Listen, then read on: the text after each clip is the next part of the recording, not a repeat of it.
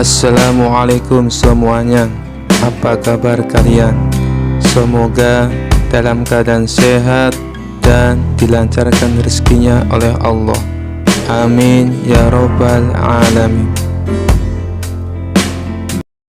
Suatu malam, Raja Harun ar-Rasyid berjalan di taman istana ditemani para menteri. Langit gelap bertabur bintang dan bulan bersinar terang. Raja mendesah bosan lalu berkata, "Malam ini panjang sekali. Aku ingin Abu Nawas melakukan sesuatu yang mustahil. Besok suruh dia datang. Aku ingin dia membagi malam menjadi 2 bagian." Para menteri langsung tertawa geli. Bagaimana mungkin malam bisa dibelah 2? Kali ini Abu Nawas pasti menyerah. Keesokan harinya Abu Nawas datang menghadap. Raja berkata dengan nada menantang, "Abu Nawas, aku ingin kau membagi malam menjadi 2 bagian yang adil. Kalau berhasil, aku beri hadiah. Kalau gagal, hukuman menantimu." Para menteri saling berbisik dengan wajah licik. Mana mungkin ada yang bisa membagi malam? Namun Abu Nawas tetap tenang. "Baiklah Baginda, malam ini juga saya akan membaginya menjadi 2 bagian. Besok pagi saya laporkan hasilnya." Abu Nawas pulang sambil berpikir, malam tak bisa dipegang, tapi bisa dihitung dengan waktu. Kalau begitu, aku akan membagi malam lewat jam. Ia menyalakan lampu minyak dan menaruh sebagian tongkat panjang di tanah. Setiap kali bayangan berubah panjangnya, Abu Nawas menandainya untuk menghitung pergantian waktu. Raja dan para menteri menunggu. Abu Nawas masuk sambil membawa papan kayu dengan gambar garis pembagian. "Baginda," kata Abu Nawas, "malam berlangsung dari matahari terbenam hingga matahari terbit. Itu sekitar 12 jam. Maka saya bagi malam ini menjadi 2 bagian. 6 jam pertama adalah separuh malam.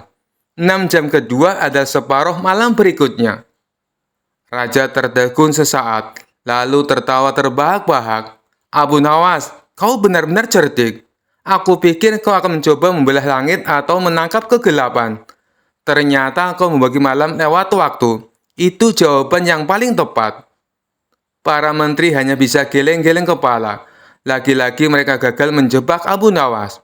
Raja berkata, "Abu Nawas, kau selalu punya cara untuk menjawab hal mustahil dengan logika sederhana. Kau mengajariku bahwa malam bukan hanya gelapnya, tapi juga waktunya."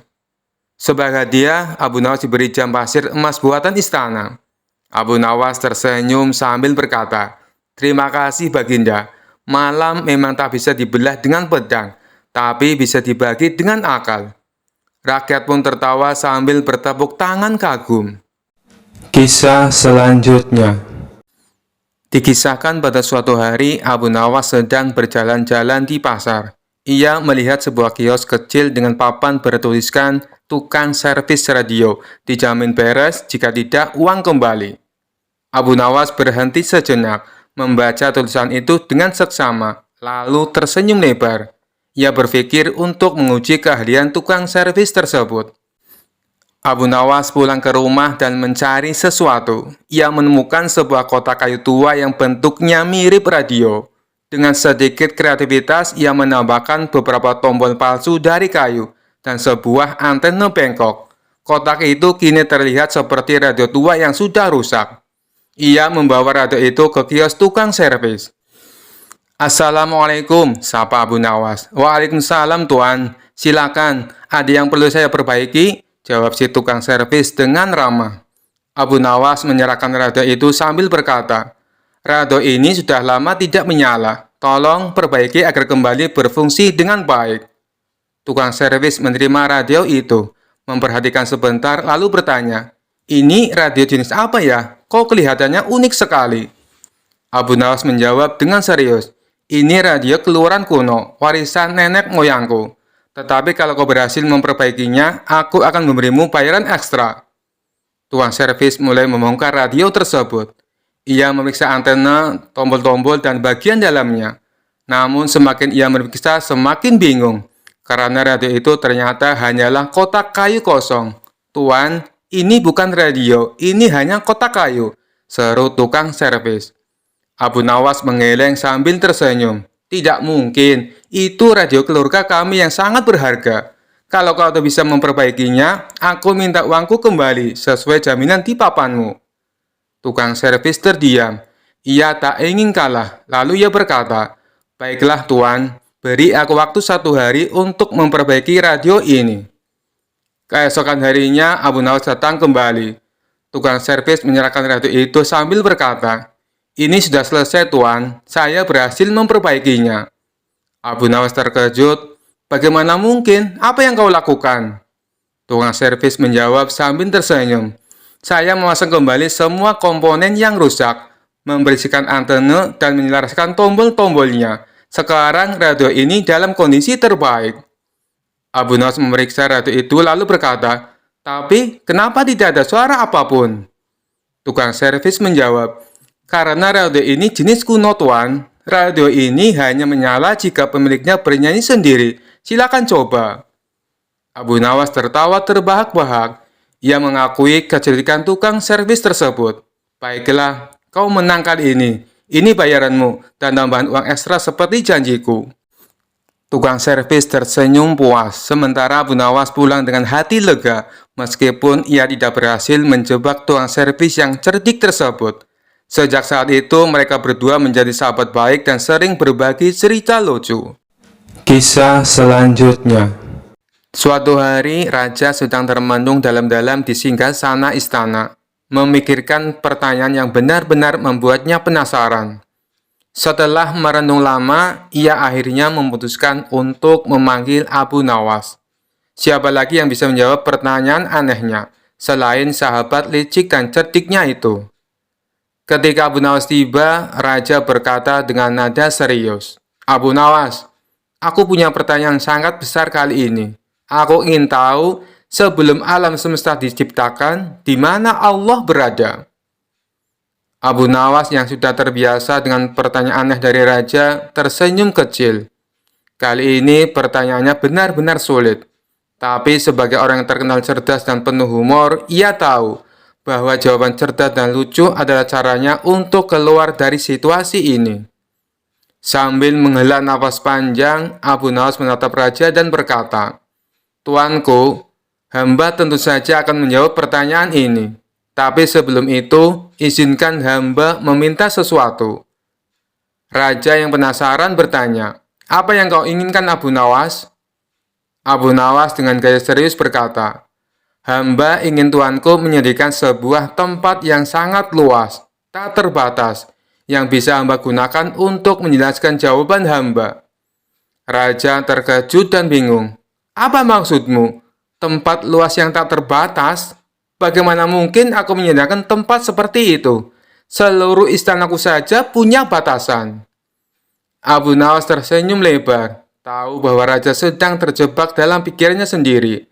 "Nah, tuanku," kata Abu Nawas, "jika tuanku saja tak bisa menyediakan tempat yang tak terbatas di dunia ini, bagaimana mungkin hamba bisa menjelaskan di mana Allah berada sebelum alam semesta diciptakan?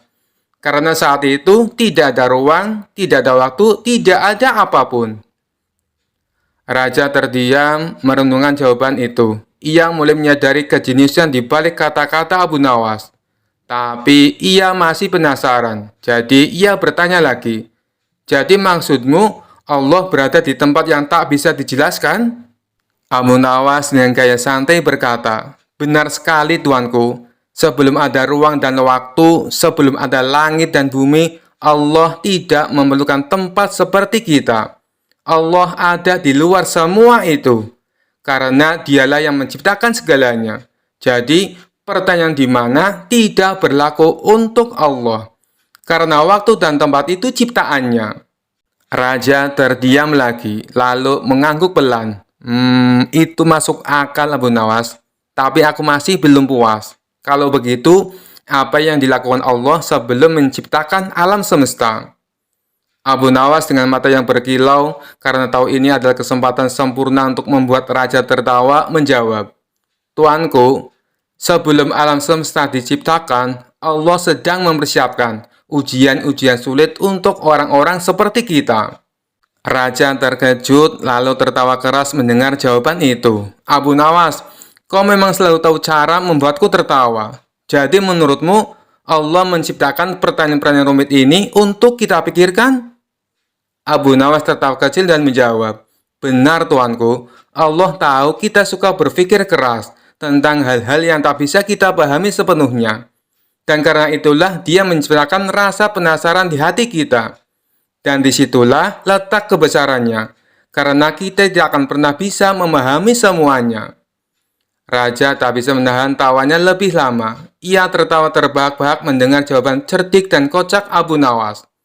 "Abu Nawas, sekali lagi kau berhasil menjawab pertanyaanku dengan cara yang sangat lucu tapi penuh makna. Kau memang orang tak pernah gagal membuatku kagum." Abu Nawas membungkuk hormat sambil tersenyum. Seperti biasa, ia berhasil keluar dari perang sulit dengan cerdik, lucu, dan penuh kebijaksanaan, membuat raja terhibur dan berpikir lebih dalam. Kisah selanjutnya. Suatu sore, Abu Nawas berjalan melewati sebuah sumur tua di tepi desa yang sudah lama dikenal angker. Konon sumur itu dihuni oleh seorang jin wanita yang sering menggoda para lelaki dengan rayuan manisnya. Tapi sebagai orang yang cerdik, Abu Nawas merasa tertantang untuk menghadapinya. Ketika Abu Nawas mendekati sumur tua itu, tiba-tiba terdengar suara merdu dari dalam sumur. "Wahai Abu Nawas, kau tampan sekali. Suaramu terdengar gagah dan menawan. Tidakkah kau ingin melihatku lebih dekat?" Abu Nawas tersenyum geli dan berkata dengan suara lantang, "Wahai jin cantik, apakah kau tidak pernah melihat orang tampan seperti aku sebelumnya?" Jin wanita itu tertawa kecil, suaranya begitu manis. "Oh tidak Abu Nawas, kau adalah orang yang paling istimewa. Masuklah ke sumur ini, dan kita bisa hidup bersama. Aku akan membuatkanmu minuman lezat dan memanjakanmu setiap hari." Abu Nawas mengusap dagunya, berpura-pura tertarik. "Minuman lezat terdengar menggoda. Tapi aku takut kau tidak bisa memasak dengan baik. Apa kau pernah membuat rendang atau paling tidak teh manis?" Jin wanita itu terdiam sejenak, terjebak dengan pertanyaan Abu Nawas. Kemudian berkata, "Aku bisa mempelajarinya demi dirimu Abu Nawas, asal kau mau turun kemari. Aku akan belajar semua masakan kesukaanmu."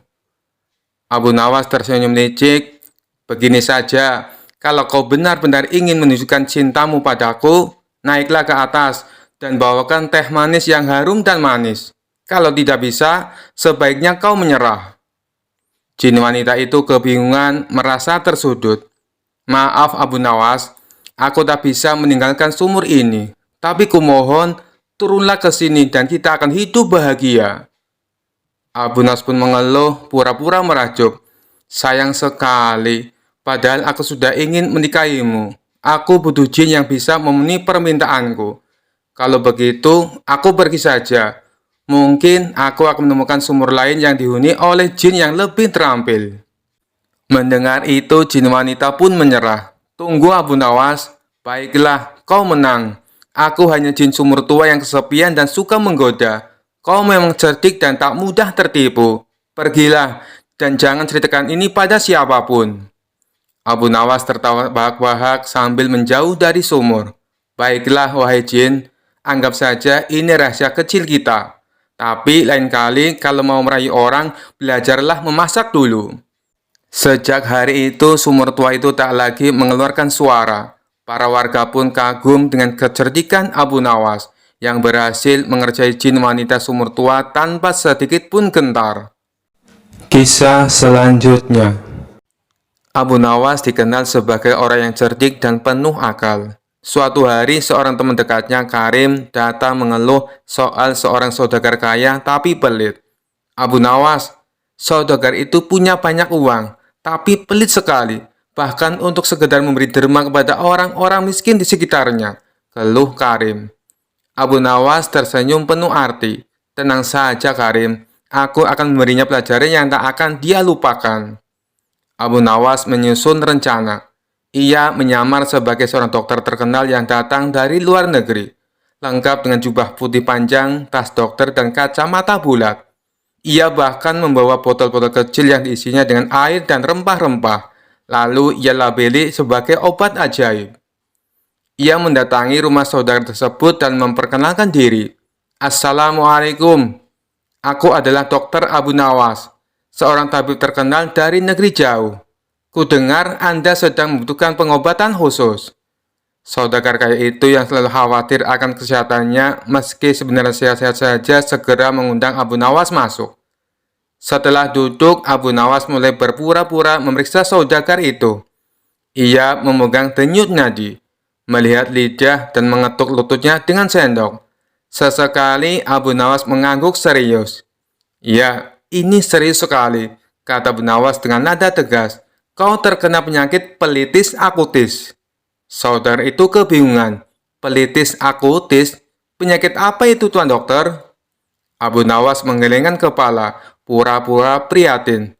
Ini penyakit langka. Jika tidak segera diobati, kau bisa kehilangan seluruh hartamu dalam semalam. Gejalanya adalah rasa takut yang berlebihan untuk berbagi. Aku harus segera menangani ini. Abu Nawas mengeluarkan botol-botol ajaibnya dan berkata, ini adalah ramuan khusus. Namun obat ini hanya bekerja jika kau bersedia mendonasikan hartamu kepada orang miskin. Semakin besar donasi, semakin cepat kau sembuh. Saudagar itu panik, ia takut kehilangan hartanya, tetapi ia lebih takut terkena penyakit yang disebut Abu Nawas. Baiklah, Tuan Dokter, aku akan menyumbangkan sebagian hartaku. Abu Nawas langsung memanggil beberapa orang miskin yang kebetulan lewat. Ini, berikan sebagian uangmu kepada mereka sekarang juga, perintahnya. Saudagar itu dengan enggan mulai membagikan uang kepada orang-orang miskin. Abu Nawas terus mengawasi dengan wajah serius. Setelah beberapa saat, Abu Nawas berkata, luar biasa, penyakitmu mulai sembuh.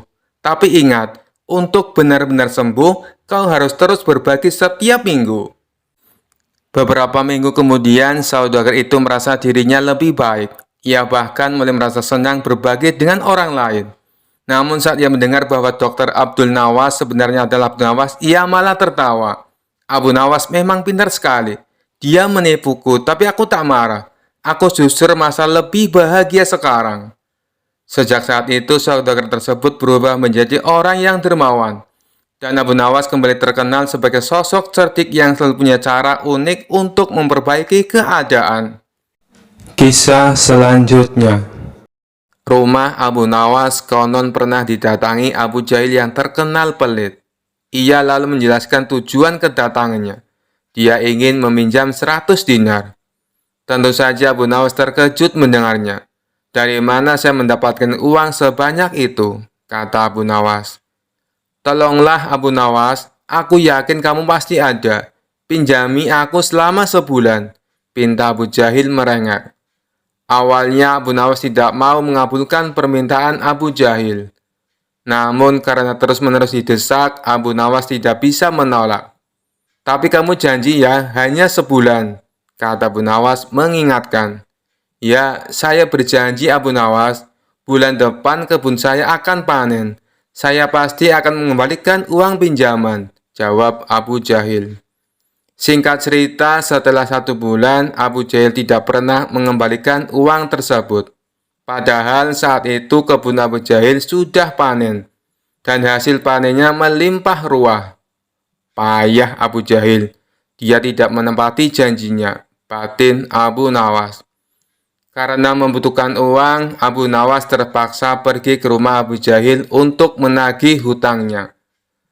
Bagaimana dengan janjimu Abu Jahil? Katanya kamu akan mengembalikan uang itu dalam waktu sebulan, kata Abu Nawas. Abu Jahil menjawab bahwa dia tidak bisa membayar hutangnya. Ia beralasan bahwa uang hasil kebunnya digunakan untuk mengobati saudaranya yang sakit. Jangan khawatir Abu Nawas, saya pasti akan membayar bulan depan, kata Abu Jahil. Mendengar jawaban Abu Jahil, Abu Nawas sangat kecewa. Akhirnya dia pulang tanpa membawa uang sepeser pun. Beberapa hari kemudian, Abu Nawas mendengar kabar bahwa Abu Jahil sering mengundang teman-temannya untuk berpesta di rumahnya. Mendengar hal tersebut, Abu Nawas menjadi emosi. Kurang ajar, katanya dia kekurangan uang. tetapi dia malah sering mengadakan pesta, gerutu Abu Nawas. Abu Jahil pasti tidak akan membayar hutangnya karena 1000 alasan. Akhirnya Abu Nawas mendapat ide untuk mengerjai Abu Jahil. Keesokan harinya Abu Nawas pergi ke desa seberang untuk menemui sahabatnya. Dia mulai menyusun strategi dan meminta bantuan seorang teman. Setelah strateginya matang, Abu Nawas segera mendatangi rumah Abu Jahil. "Mengapa kamu ke sini, Abu Nawas? Aku kan sudah bilang, jika mengembalikan uangnya itu bulan depan," kata Abu Jahil. "Jangan salah paham, Abu Jahil. Aku ke sini bukan untuk menagih hutang. Aku ingin mengajakmu bertemu dengan orang pintar," jawab Abu Nawas. "Ada perlu apa memangnya?" tanya Abu Jahil penasaran. "Ini Abu Jahil, di desa seberang katanya ada dukun pesugihan yang bisa membuat kita kaya. Aku ingin mencobanya di sana," jawab Abu Nawas. "Benarkah? Oke Abu Nawas, aku ikut. Aku juga ingin kaya," kata Abu Jahil kegirangan mendengar adanya tawaran dukun pesugihan tersebut. Singkat cerita, Abu Nawas dan Abu Jahil tiba di rumah dukun pesugihan tersebut. Setelah memanggil keduanya, dukun itu bertanya, "Apa yang kamu lakukan di sini?"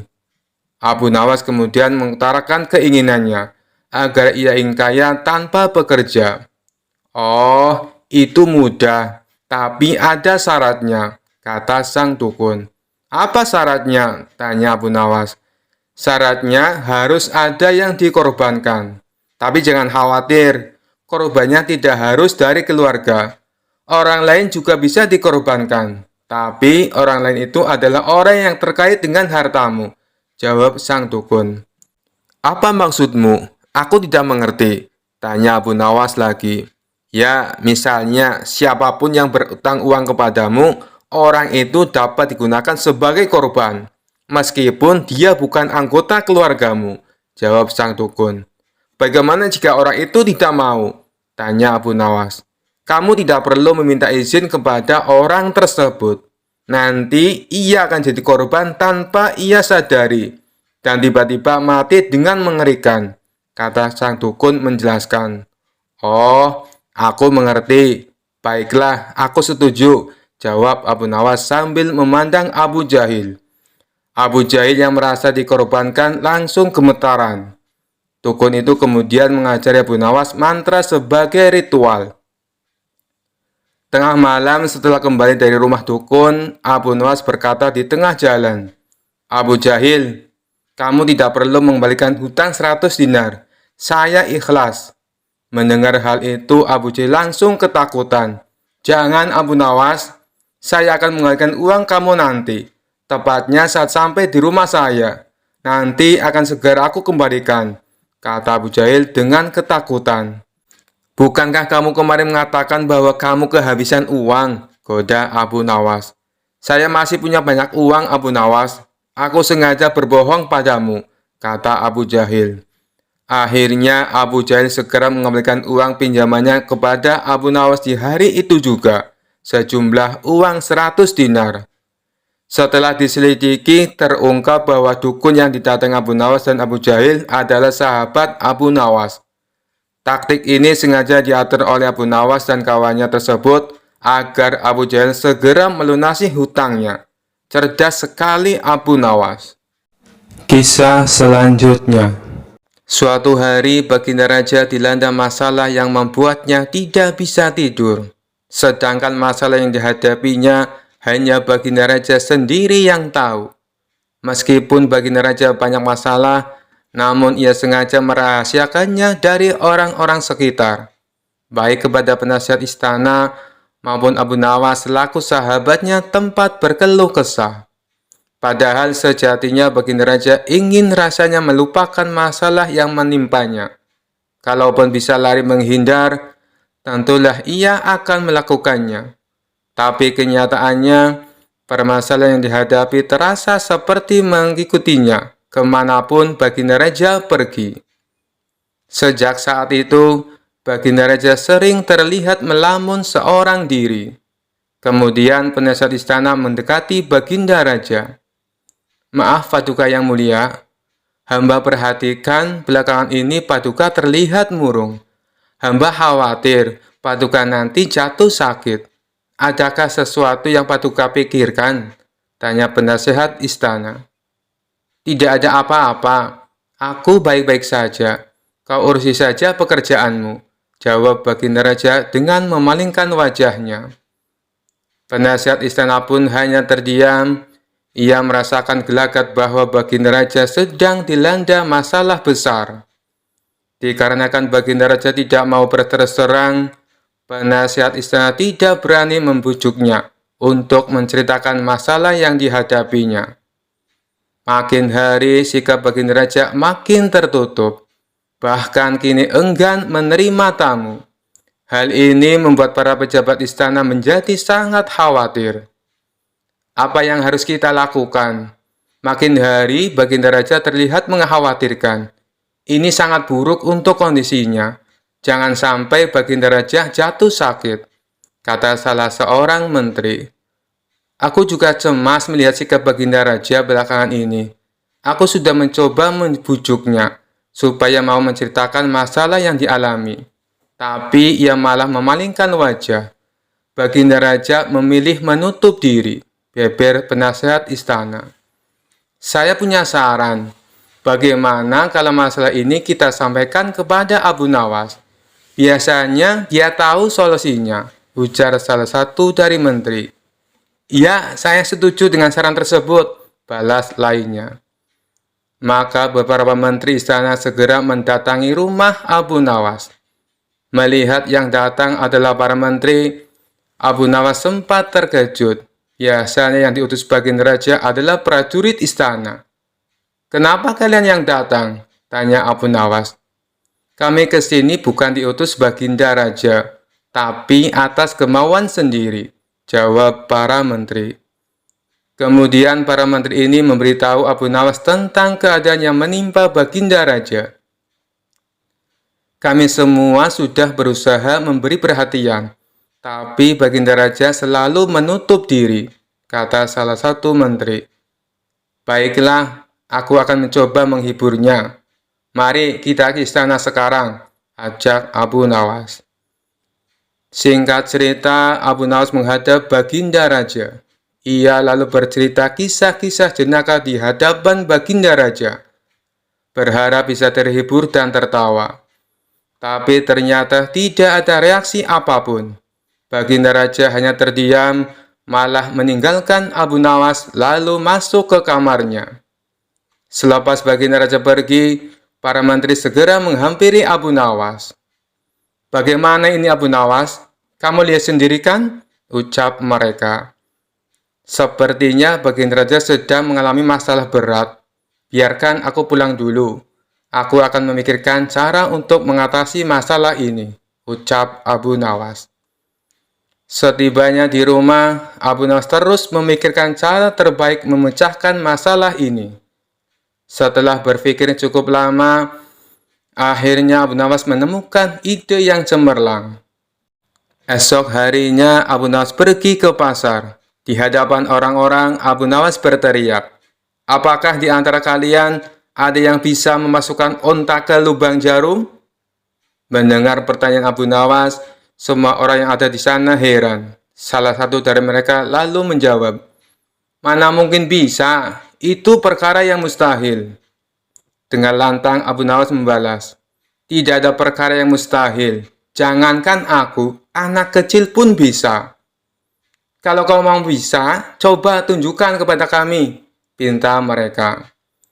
"Maaf kawan-kawan, sayangnya aku hanya bisa membuktikannya bila di hadapan Baginda Raja," jawab Abu Nawas.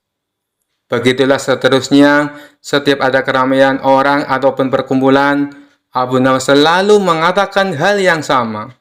Akhirnya kabar tentang Abu Nawas bisa memasukkan unta ke lubang jarum sampai juga hingga ke telinga Baginda Raja. Awalnya Baginda Raja tidak terlalu memperdulikannya, tapi lama-kelamaan timbul juga rasa penasaran pada dirinya. Maka diperintahkanlah beberapa pengawal istana memanggil Abu Nawas. Tuan Abu Nawas, Anda diperintah Paduka untuk datang ke istana, ucap seorang prajurit. Benarkah? Tanya Abu Nawas memastikan. Benar Tuan Abu Nawas, jawab dia. Rencanaku akhirnya berhasil, pikir Abu Nawas. Oh iya, bagaimana kondisi Baginda Raja sekarang? Tanya Abu Nawas lagi. Baginda masih sering mengurung diri dan sering tampak termenung, jawab salah satu prajurit. Baiklah, aku akan ke sana sekarang, balas Abu Nawas. Tidak lama kemudian, Abu Nawas sampai di istana menghadap Baginda Raja. Wahai Abu Nawas, aku dengar kau bisa memasukkan seekor unta ke lubang jarum. Kau bersedia membuktikannya bila di hadapanku. Benarkah itu? Tanya Baginda Raja. Benar Paduka yang mulia, jawab Abu Nawas. Bagaimana mungkin? Aku rasa itu perkara yang mustahil, balas Baginda Raja. Di dunia ini tidak ada yang mustahil, Paduka, ujar Abu Nawas. Baiklah, sekarang coba kau buktikan, perintah Baginda Raja. Caranya mudah, Paduka. Kita tinggal membuat jarum yang lubangnya lebih besar daripada seekor unta. Dengan begitu, kita bisa memasukkannya dengan mudah. Bahkan anak kecil pun bisa, jawab Abu Nawas menjelaskan. Kalau caranya seperti itu, semua orang pun bisa melakukannya. Berarti kau telah menipu semua orang, termasuk aku, ucap Baginda Raja. Hamba tidak pernah menipu siapapun, dan hamba juga tidak pernah menipu Paduka. Hamba tidak pernah mengatakan bahwa jarum hamba yang maksud adalah jarum kecil, balas Abu Nawas. Iya, itu benar. Tapi apa maksud dari pernyataanmu ini? Tanya Baginda Raja. Hamba hanya ingin mengatakan bahwa ada hikmah dari pernyataan ini, jawab Abu Nawas. Hikmah? Hikmah dari mana? Tanya Baginda Raja heran. Bukankah tadinya Baginda Raja tidak percaya kalau hamba bisa memasukkan unta ke lubang jarum? Tapi setelah hamba jelaskan, Baginda Raja baru mempercayainya. Begitu juga dengan permasalahan yang sedang kita hadapi. Sebesar apapun masalah, sebesar apapun bebannya, tapi kalau hati kita lebih besar, hati kita lebih luas saat menghadapinya, maka semua masalah akan terasa lebih ringan. Itulah gambaran seekor unta bila dimasukkan ke lubang jarum. Sepintas saat kita menghadapinya, pasti itu mustahil dilakukan. Tapi bila hati kita luas dan besar, maka pikiran kita juga akan mengikuti. Dan pada akhirnya, masalah yang kita anggap mustahil bisa diatasi menjadi mudah dan ringan untuk dijalani. Bagaimana kita akan bisa tenang bila kita menghadapi masalah dengan hati yang sempit, tutur Abu Nawas. Seketika Baginda Raja terdiam. Ia terus merenungi ucapan Abu Nawas.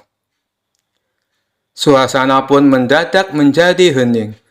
Tidak berapa lama Baginda Raja pun berkata, Terima kasih Abu Nawas, kau telah menyadarkanku. Selama ini aku memang sedang dilanda masalah, dan hatiku sempit menghadapinya, sehingga pikiranku juga ikut menjadi buntu, ujar Baginda Raja. Sejak kejadian itu, kini Baginda Raja mulai terlihat ceria. Ia tidak lagi terlihat murung seperti hari-hari sebelumnya. Permasalahan bukanlah hal untuk dilamunkan, melainkan dihadapi dengan hati yang besar, maka akan tercipta solusi dari sebuah pemikiran yang jernih. Kisah selanjutnya. Pada suatu siang di sebuah masjid pinggir kota Baghdad, ada seorang pria bernama Abdul Qasim yang sedang beristirahat sejenak. Lalu ia terpana dengan gerak-gerik seorang pria yang sedang khusyuk berzikir sambil bersila. Pria itu bernama Abu Nawas. Kenapa ia sangat khusyuk? Jangan-jangan dalam pejaman matanya ia sedang melihat Allah, gumam Abdul Qasim dalam hati. Merasa cemburu karena mengira Abu Nawas dapat melihat Allah, Abdul Qasim pun mengusik pria tersebut. Ia duduk bersila tak jauh dari pria itu. dan menunggu waktu yang tepat untuk menyapanya. Hampir setengah jam Abdul Qasim duduk menanti. Akhirnya Abu Nawas membuka mata dan menoleh pada Abdul Qasim yang tengah memandanginya dengan penuh kekaguman. "Ada apa gerangan? Kenapa kau memandangiku dengan begitu tajam?" ucap Abu Nawas. "Begini Tuan, saya perhatikan dari tadi, Tuan tampak khusus saat berzikir sambil memejamkan mata. Apakah itu artinya Tuan melihat Allah?" tanya Abdul Qasim. "Allah tidak dapat dilihat, tapi kehadirannya bisa dirasakan," jelas pria itu. "Bagaimana bisa merasakan kehadiran Allah? Apakah ia sekarang ada di sini? Kenapa saya tidak bisa merasakan kehadirannya?" tanya Abdul Qasim. "Sebelum kamu dapat merasakan kehadiran Allah, kamu harus menemukannya terlebih dahulu," jawab Abu Nawas. Abdul Qasim tersenyum girang. Sebenarnya sudah lama ia mengembara mencari Tuhan, namun ia tak pernah menemukannya. Setelah bertemu Abu Nawas, ia merasa benar-benar lega dan gembira. Terasa seperti menemukan kunci yang hilang. "Lantas, di mana dan bagaimana saya bisa menemukan Tuhan yang selama ini aku cari-cari, Tuan?" tanya Abdul Qasim. Abu Nawas tersenyum. Lalu ia menyuruh Abdul Qasim untuk sholat 2 rakaat. Jika sudah selesai, ia meminta Abdul Qasim untuk menceritakan apa yang dirasakannya. Setelah mendengarkan perintah tersebut, Abdul Qasim lalu menjalankan sholat 2 rakaat. Setelah itu, ia mengatakan apa yang dirasakannya kepada Abu Nawas. "Tuan, terus terang saja, selama sholat 2 rakaat, aku lebih banyak melamun," jawab Abdul Qasim. "Sebenarnya saya melafalkan semua bacaan sholat, tapi pikiran saya melayang kemana-mana. Saya juga memikirkan saat Tuan sedang berzikir. Saya merasa cemburu, kenapa Tuan bisa sangat khusus saat berzikir, sedangkan saya merasa sangat hampa," jelas Abdul Qasim. Abu Nawas kembali tersenyum, kemudian ia membuat kesepakatan agar keduanya bertemu lagi di distrik Qomti untuk mengembara mencari Tuhan. Tentu saja Abdul Qasim menerima kesepakatan itu. Ia justru merasa bersemangat. 2 hari kemudian, Abu Nawas tiba di Qomti dengan beragam perlengkapan untuk perjalanan jarak jauh. Dirinya punya tekad untuk tak akan pulang dari perjalanan sebelum temannya Abdul Qasim menemukan Allah. Tak lama kemudian, datanglah Abdul Qasim dengan beragam perlengkapan pula. Mereka lalu melakukan perjalanan dengan mengendarai unta menuju pusat kota Baghdad. "Kita akan berjalan ke pusat kota Baghdad. Di sana penuh keramaian, sehingga Allah pasti ada untuk mengatur peran-peran dari kehidupan manusia dan rezeki setiap orang. Namun, tampaknya tak semua orang bisa merasakan kehadiran Allah, seperti yang sekarang ini kamu alami," ucap pria cerdas itu kepada Abdul Qasim. "Baiklah, Tuan, aku siap melakukan perjalanan ini," jawab Abdul Qasim. Jarak antara Qomti dan pusat kota Baghdad sangatlah jauh. Di antara keduanya terbentang padang pasir yang gersang dan panas. Dalam perjalanan, tiba-tiba Abu Nawas mengatakan pada Abdul Qasim bahwa mereka nanti akan menjamak sholat untuk menghemat waktu. "Temanku Abdul Qasim, untuk menghemat waktu, bagaimana kalau kita nanti melakukan sholat jamak takhir? Artinya, kita tidak hanya akan mengurangi jumlah rakaat sholat, tapi juga menggabungkan sholat duhur dengan sholat asar di satu waktu, yaitu di waktu sholat asar," ucap Abu Nawas. Tuan, mengapa kita tidak sholat jamaah takdim saja? Jadi kita bisa menggabungkan sholat duhur dan asar bersamaan siang ini di padang pasir," tanya Abdul Qasim keheranan. "Kenapa engkau lebih memilih sholat jamaah takdim ketimbang jamaah takhir, wahai temanku Abdul Qasim?" Tanya Abu Nawas. Begini Tuan, saya hanya merasa khawatir bila sebelum asar tiba-tiba kita dirampok penyamun dan mati dibunuh. Padahal kita belum sempat melaksanakan sholat duhur, jawab Abdul Qasim. Abu Nawas tersenyum lebar. Temanku Abdul Qasim, sholat itu sesungguhnya berasik-asik dengan Allah. Kiranya sholat tak boleh jadi beban. Sebenarnya tak hanya sholat, tapi semua syariat dalam Islam. Tak boleh manusia jadikan beban. Maka dari itu, ada baiknya jika tempat sholat itu nyaman dan mengasyikkan. Jika kita melaksanakan sholat di padang pasir yang panas sekali ini, bisa saja sholat kita kurang khusyuk dan tidak asik, kata Abu Nawas sambil menginjak-injak pasir. Coba peganglah pasir-pasir ini, sangat panas. Jidatmu bisa saja melepuh jika kamu sholat di sini. Itu berarti sholat yang kamu laksanakan tak hanya jadi beban, tapi juga bisa membahayakan. Mari kita cari masjid di desa Kubedi atau Isbilya. Apabila sesuai perkiraanmu, kita dirampok dan dibunuh sebelum sampai desa itu, tak perlu khawatir. Yang penting kita sudah berniat untuk sholat duhur. Baru berniat saja, Allah pasti sudah tersenyum. Apalagi jika kita benar-benar melaksanakannya. Imbuh Abu Nawas. Baiklah Tuan, saya paham sekarang, ucap Abdul Qasim sambil menganggukkan kepalanya. Setelah perbincangan tersebut, mereka lalu melanjutkan perjalanan. Tak lama kemudian, sampailah mereka di masjid di desa Isbilya. Mereka lalu bertemu dengan serombongan musafir yang berhenti di masjid dengan mengendarai unta mereka. Setelah Abu Nawas dan Abdul Qasim sholat, mereka mendapati bila rombongan musafir itu tidak ikut sholat. Karena penasaran, Abdul Qasim pun bertanya pada salah satu rombongan. Mohon maaf Tuan, saya hendak bertanya, kenapa engkau sudah sampai masjid tapi tidak melaksanakan sholat? Tanya Abdul Qasim. Oh, kami sebenarnya sudah melaksanakan sholat jamaah takdim di desa kami. Jadi, kami tak punya kewajiban lagi untuk sholat asar, jawab salah satu rombongan itu.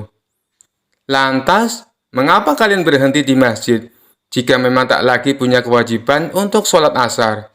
Tanya Abdul Qasim penasaran. Oh, itu karena beberapa ekor unta kami tampak kelelahan. Jadi, kami berhenti sejenak untuk membiarkan mereka beristirahat di taman masjid ini.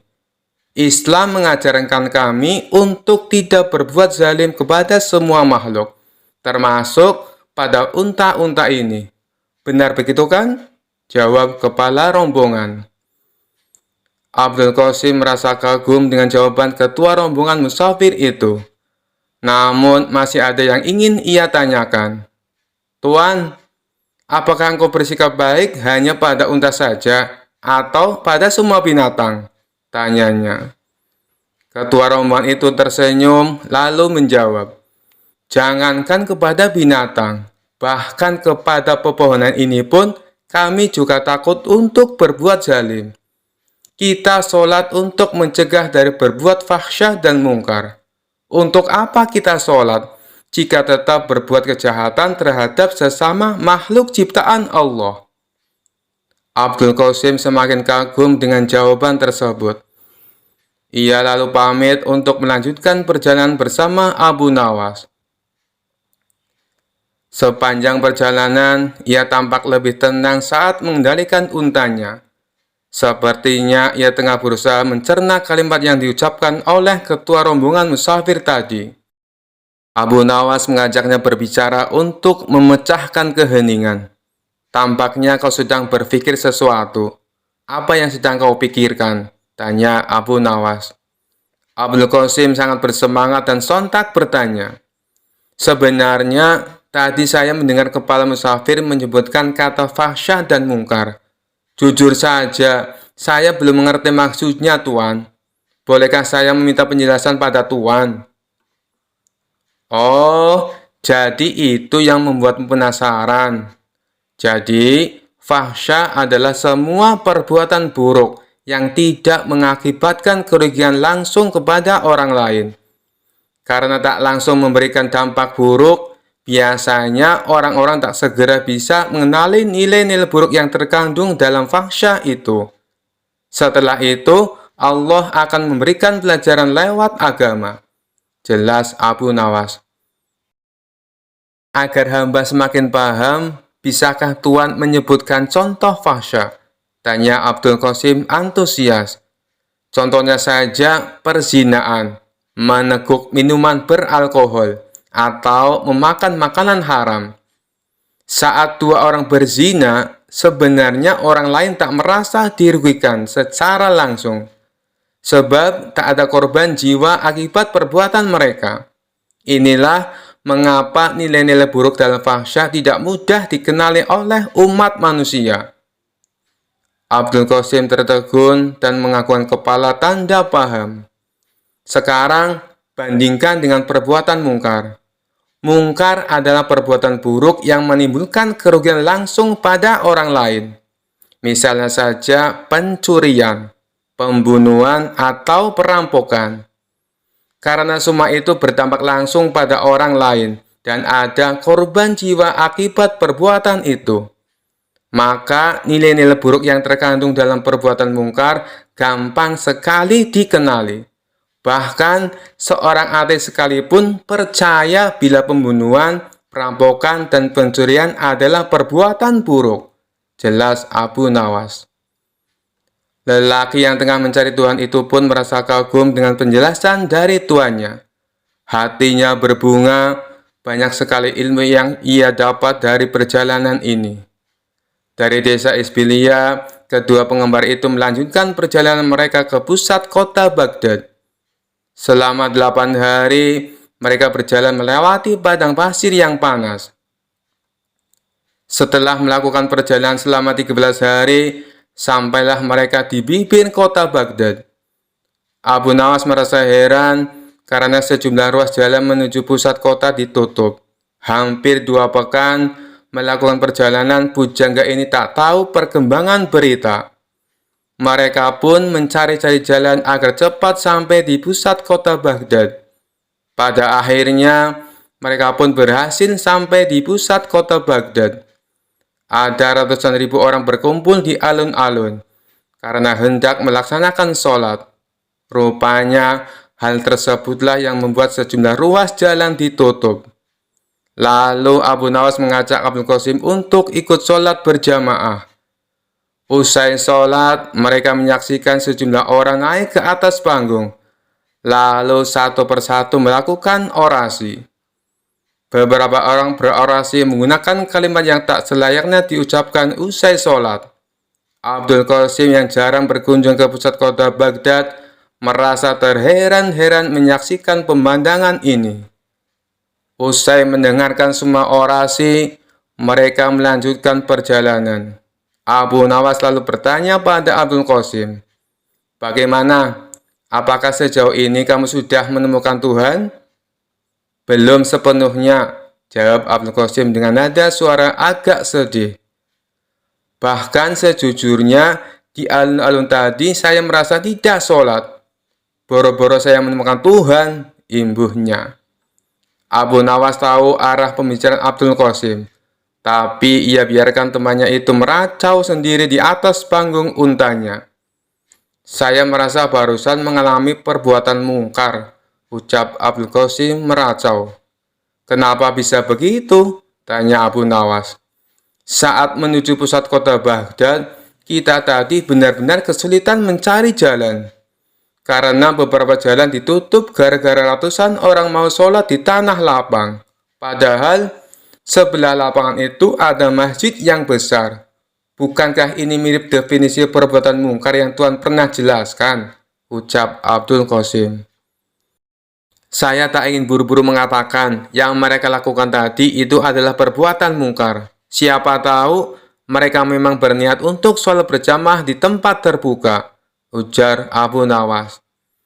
Dalam hati, Abu Nawas sebenarnya merasa senang karena temannya mulai menemukan pintu yang benar menuju Tuhan. Ia makin bersemangat menemani Abdul Qasim untuk menemukan Tuhan. Setelah 2 hari meninggalkan kota Baghdad, sampailah mereka di sebuah masjid kecil di pinggir gurun. Saat menambatkan unta di halaman masjid, mereka sadar bila bekal mereka telah habis. Lalu mereka pun bingung apa yang bisa dimakan di kampung kecil di tengah gurun seperti ini. Di tengah kebingungan, tiba-tiba datang sekelompok kafilah di masjid itu. Dari baju mereka yang kemal, mereka adalah kaum Badui miskin yang tampaknya tengah melakukan perjalanan jauh dan melelahkan. Usai menampatkan unta mereka, kepala kafilah itu menghampiri Abu Nawas dan Abdul Qasim untuk memberi salam. Setelah berbincang singkat, kepala kafilah itu tahu bila Abu Nawas dan Abdul Qasim sedang kelaparan. Tanpa basa-basi, kepala kafilah itu memberi mereka makanan. Awalnya Abu Nawas menolak, karena ia melihat makanan itu sebenarnya juga bekal terakhir yang dibawa kafilah itu. Tapi setelah kepala kafilah itu maksanya, akhirnya Abu Nawas menerima makanan itu. Tanpa sadar, ia meneteskan air mata karena merasa terharu. Kenapa Tuhan memberikan makan ini pada kami? Padahal bekal Tuhan juga menipis.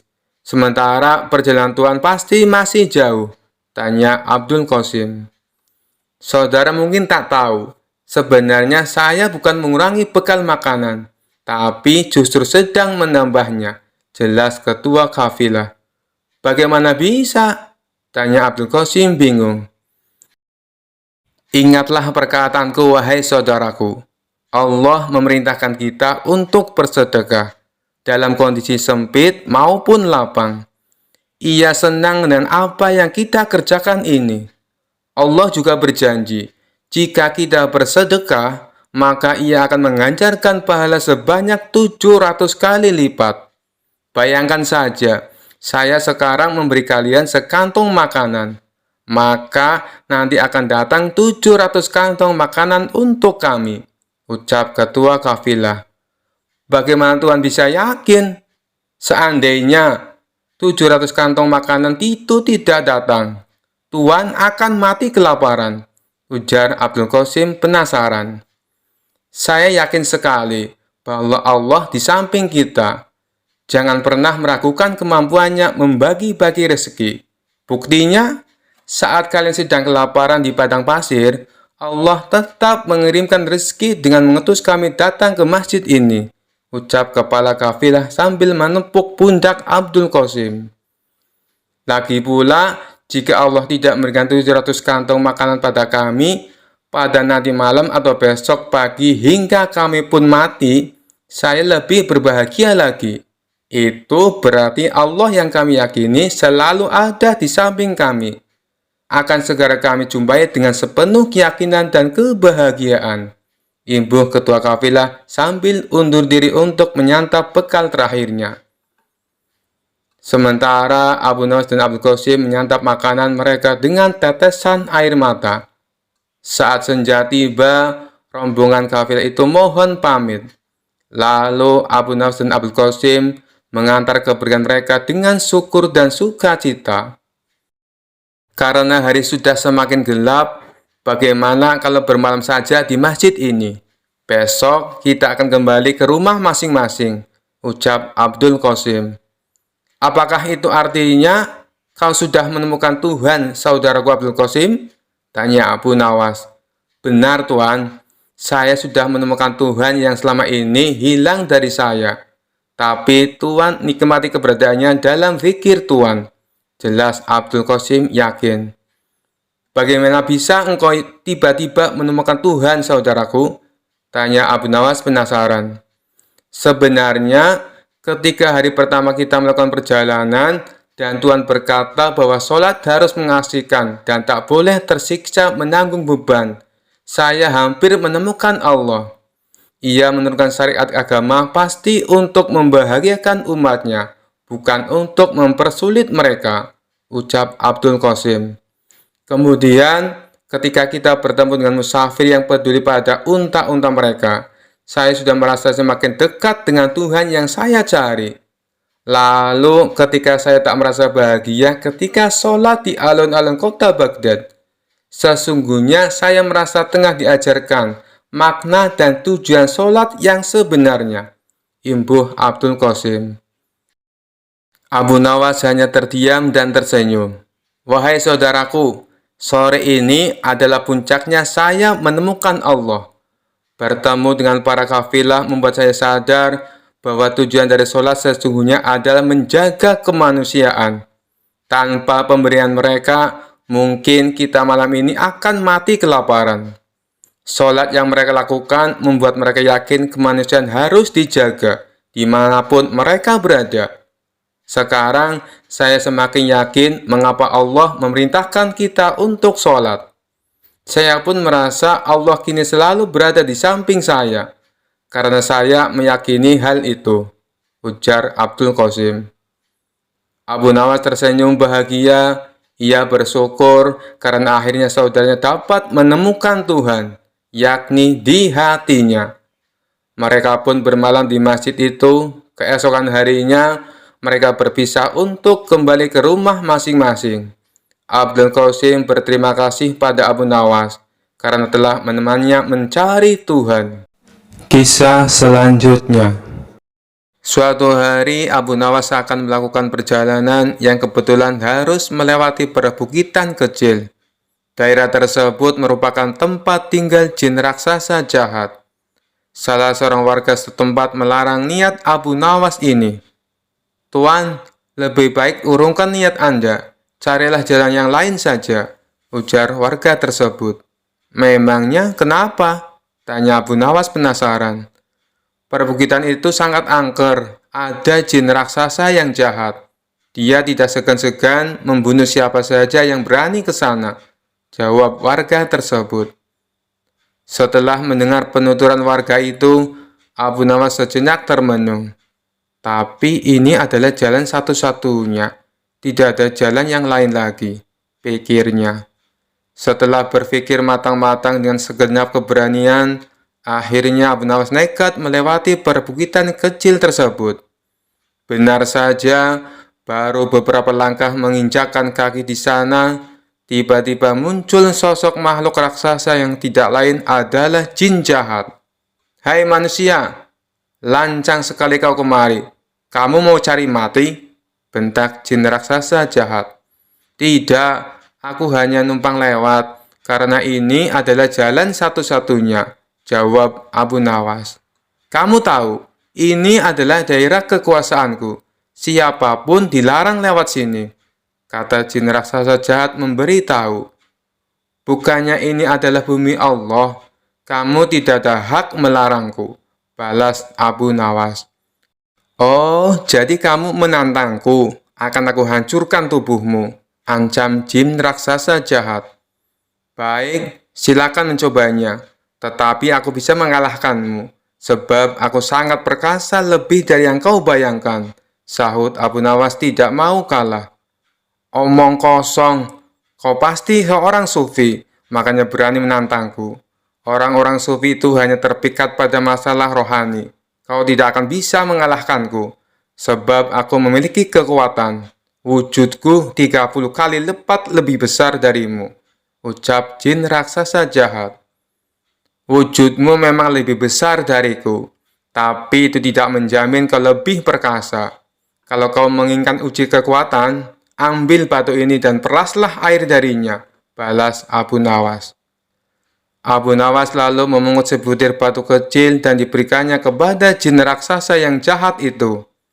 Seketika batu kecil hancur lebur dalam genggamannya, akan tetapi tidak setetes pun air yang keluar.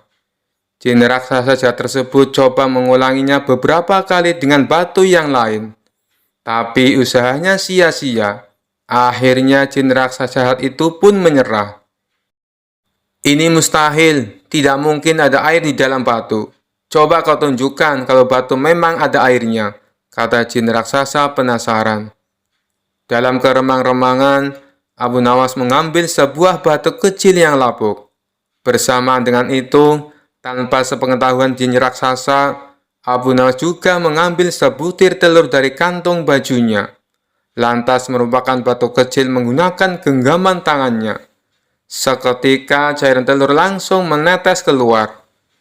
Melihat hal itu, jin raksasa jahat sangat terkesan dengan kesaktian Abu Nawas. "Kamu luar biasa. Menginaplah di tempat tinggalku malam ini. Akan kujamu kau dengan bermacam hidangan," ajak jin raksasa. Abu Nawas pun mengikutinya masuk ke sebuah gua yang sangat besar. Sesampainya di dalam sana, ia melihat banyak sekali harta dan perhiasan. "Dari mana semua harta ini?" tanya Abu Nawas. Jin raksasa jahat memberitahu semua harta dan perhiasan tersebut adalah milik para kabilah yang tersesat dan sudah dibunuh. Setelah dijamu makan malam, jin raksasa mempersilahkan Abu Nawas untuk beristirahat. "Berbaringlah di sebelahku dan tidurlah," kata jin raksasa jahat. Jin raksasa kemudian membaringkan diri dan segera tidur. Sementara Abu Nawas yang secara naluri mengetahui adanya bahaya pengkhianatan, segera bangkit dan menyembunyikan diri di tempat yang agak jauh dari jin raksasa itu. Abu Nawas mengatur tempat pembaringannya agar seolah-olah tidur di samping jin raksasa. Tidak lama setelah itu, jin raksasa itu bangun. Dia mengambil sebuah batang pohon, lalu menghajar Abu Nawas dengan sekuat tenaga, yang dikiranya masih tidur di sebelahnya. Jin raksasa jahat memukul bertubi-tubi sebanyak 7 kali, kemudian kembali berbaring dan tertidur. Setelah jin raksasa benar-benar tidur, barulah Abu Nawas membaringkan tubuhnya tepat di sebelah jin raksasa. Saat hari sudah menjelang pagi, keduanya pun terbangun. Betapa kagetnya jin raksasa melihat Abu Nawas masih hidup, bahkan tidak ada luka sedikit pun. "Guamu nyaman sekali untuk istirahat, tapi sayang, tadi malam aku agak terganggu, sebab aku sempat merasa ada nyamuk menggigitku sampai 7 kali, ucap Abu Nawas.